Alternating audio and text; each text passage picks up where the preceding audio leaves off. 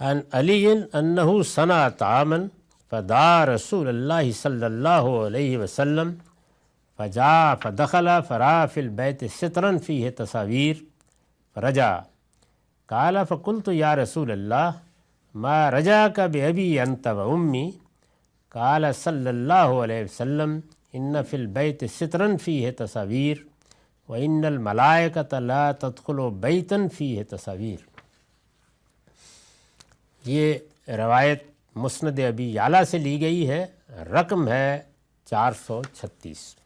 ترجمہ ہے، علی رضی اللہ عنہ سے مروی ہے کہ انہوں نے کھانا بنایا، جیسے ہم بھی بزرگوں کو کبھی بلاتے ہیں یا دوستوں کو دعوت دیتے ہیں، تو انہوں نے کھانا بنایا اور رسول اللہ صلی اللہ علیہ وسلم کو دعوت دی۔ چنانچہ آپ تشریف لائے، گھر میں داخل ہوئے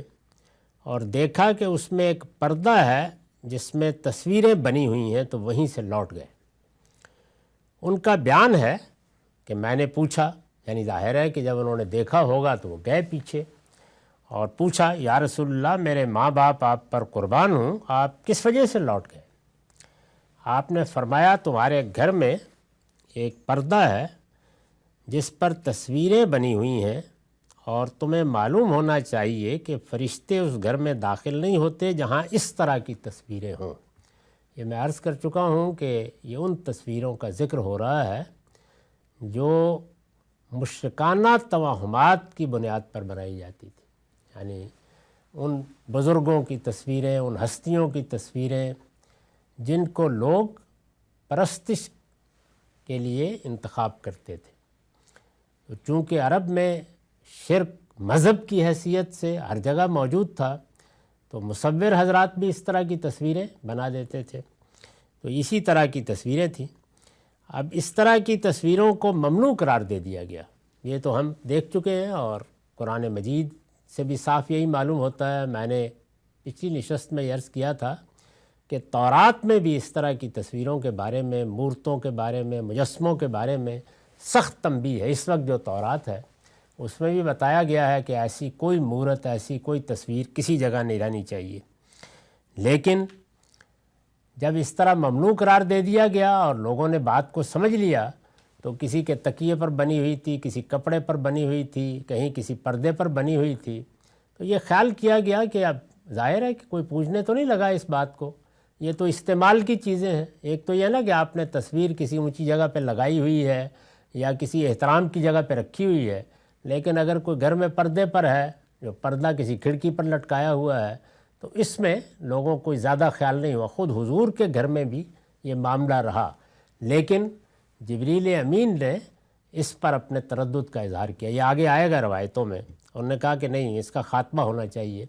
جب شرک کا استحصال کیا جا رہا ہو تو ایسی سختی ضروری ہوتی ہے تاکہ معاملہ ختم ہو جائے۔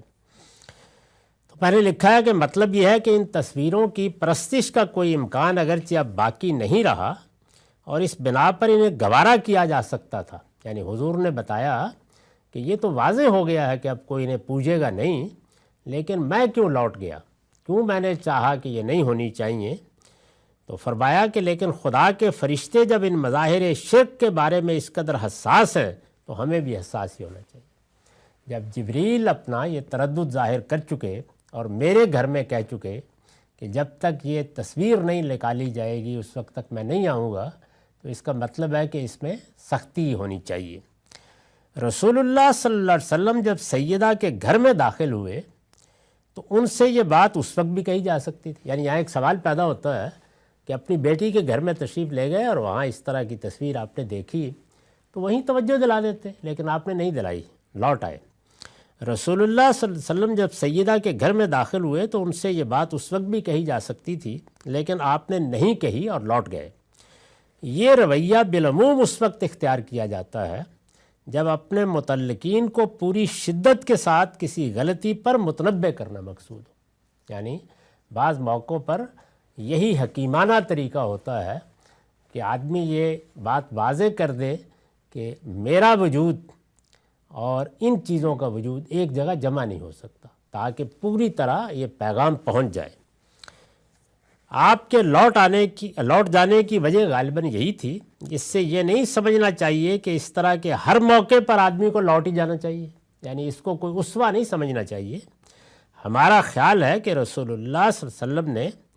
اس شدت کے ساتھ یہ تنبیہ کیوں اتنی سختی اپنائی، یہ تنبیہ اس واقعے کے بعد کی ہے جو آگے روایت 5 میں بیان ہوا ہے۔ یہ چونکہ مختلف واقعات ہوتے ہیں جن کا پس منظر ایک جگہ بیان نہیں ہوتا، تو آگے روایت 5 میں واضح ہو جائے گا کہ کیا پس منظر تھا اس کا۔ اس سے معلوم ہوتا ہے